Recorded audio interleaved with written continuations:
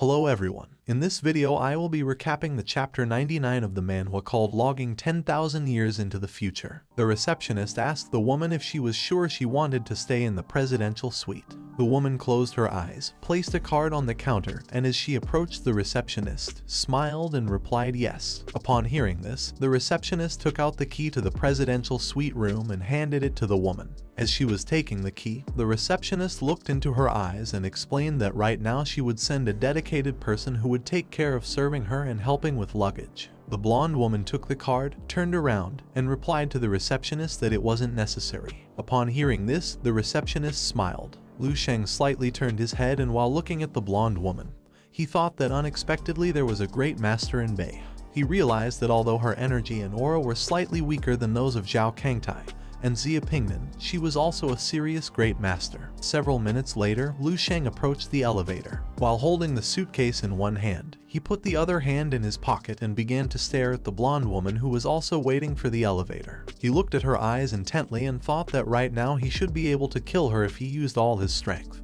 But since she wasn't threatening his existence, he thought he didn't need to pay much attention to her. While both were waiting for the elevator, the woman felt Lu Sheng's gaze, and as she brought the key closer to her mouth, she started smiling and stared at him intently. Several minutes later, she entered the elevator and headed to the 18th floor. She took out a portable makeup mirror, put an earphone in her ear, and made a call. She closed her eyes and with a smile, she told the person who had called that everything had gone well since she had arrived at her destination. She also explained that when she checked in, she saw an interesting guy. The person she had called asked her who that guy was. She took out a lipstick, closed her eyes, and while applying it to her lips, she explained that she didn't know who that guy was but still felt he was quite powerful. She thought maybe he was a dark star. While she was touching her chin, she smiled and explained to him that since she was here on vacation and had to complete a small task, if anyone wanted to ruin her vacation and fun, she would have to devour them. At the same time, Lu Sheng came out of the elevator, and several minutes later he opened the door of the room where he was going to stay. Upon seeing the interior, he thought it was a good room. He approached the bathtub, and while having both hands on his waist, he couldn't help but smile. He took off his clothes and put his feet in the bathtub, while the bathtub was shining and emitting a bright golden light. He smiled and thought that this bathtub was big enough to contain all the golden scales. He submerged half of his body in the tub, closed his eyes, and the golden scaled dragon appeared behind him, causing the water to slowly evaporate. As the steam covered his body, golden veins began to become visible all over him.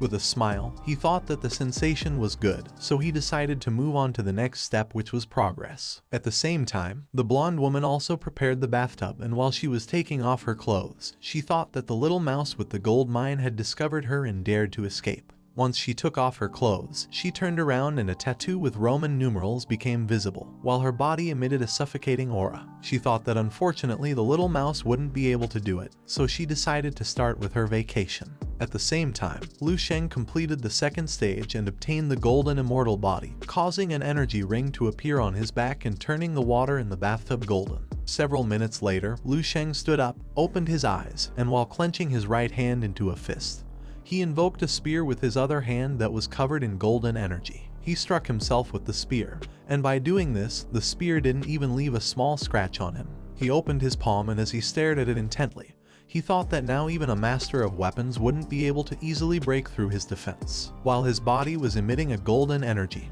he approached the window, and while enjoying the views, he thought that the next realm was the realm of energy and aura of a grand master. The path he had taken was completely different from that of the martial arts era and the warriors of the illusory realm in the future. As he stared outside through the window, he thought that this was a path that belonged only to him, and ordinary realm classifications no longer applied to him. At this moment, Lu Sheng was truly at the limit for the 7th level of Grandmaster, and he only needed to take one step to immediately reach the 7th level of Grandmaster. Supporting both arms on the windowsill, and while looking outside, he thought that it wasn't yet the right time, since if he reached master level, it would attract a lot of attention and even intimidate that great master. So Lu Sheng decided that there was still no other way, as it would scare away the rats. He gathered momentum and took a big leap, breaking through the hotel window. As his body was surrounded by a golden aura, he began to fly and decided to use his method to find a place where there was nobody in order to test his strength. At the same time, near the hotel, a hooded man who was accompanied by a little girl called a taxi opened the door and put the girl inside.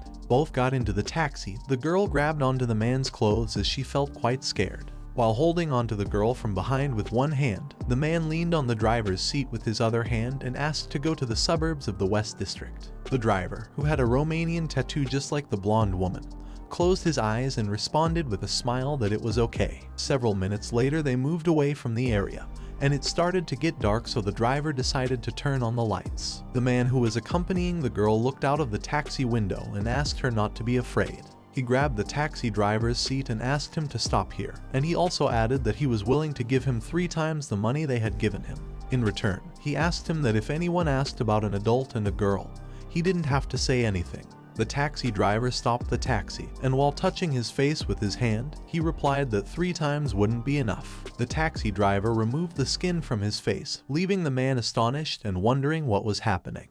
At that moment, the blonde woman who had stayed at the same hotel as Lu Sheng appeared. While holding the driver's face skin in one hand, she stared at the man with a murderous look and told him that she had already found the little mouse with a gold mine. Upon seeing this, the man began to tremble out of fear. The blonde woman asked the man if the girl was the 9th sealed one from the sealed ring, called White Suit. At the same time, Lu Sheng also arrived at the outskirts of the Western District, in the same area where the blonde woman was. While he was flying, he smiled and thought that his speed now was much better than before. He believed that extreme speed acceleration would no longer be captured by military monitoring equipment. Several minutes later, Lu Sheng landed on the ground and thought that this area used to be a chemical factory, but after it was ordered to cease operations due to environmental issues, it was abandoned, and now it was a perfect place to test his fist techniques. He thought that if he made the same noise here as he would in the city, it would be too troublesome. At that moment, someone started cutting the storage tanks, creating explosions and quite a bit of noise. Lu Sheng looked in the direction where the noise came from and felt a strong energy, so he began to wonder if this energy belonged to a Grand Master. At the same time, the man wearing a blue sweatshirt, who now had part of his clothes torn and a wound on his back, began to flee while carrying the little girl in his arms, who had fainted as she was quite injured. The blonde woman who was flying and chasing after the man started using her power and attacked him again with a burst of red energy that cut through everything in its path. The severely injured girl began to tremble, and upon seeing this, the man started asking for help. While they were fleeing, the blonde woman stared at them with a murderous look, and as her body was surrounded by a suffocating aura, she began to smile and prepare another attack. She mocked them, asking them to run faster as she wanted to see how far they could escape.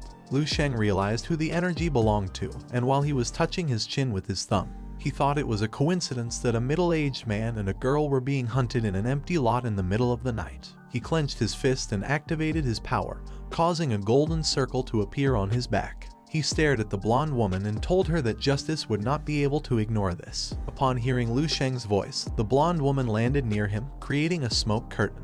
Upon seeing this, Lu Sheng assumed an offensive stance and prepared to fight. While the blonde woman's body emitted a suffocating aura, she stared into Lu Sheng's eyes and began to smile. Upon seeing this, he also smiled, and while pointing at her with 2 fingers of his right hand, he explained that it wouldn't be strange for him to instantly kill a Grandmaster. He started wondering if he could directly kill a 7th level Grandmaster without using energy and relying solely on his physical strength. This is the end of the video. If you guys want to see the next part, then don't forget to subscribe and like the video.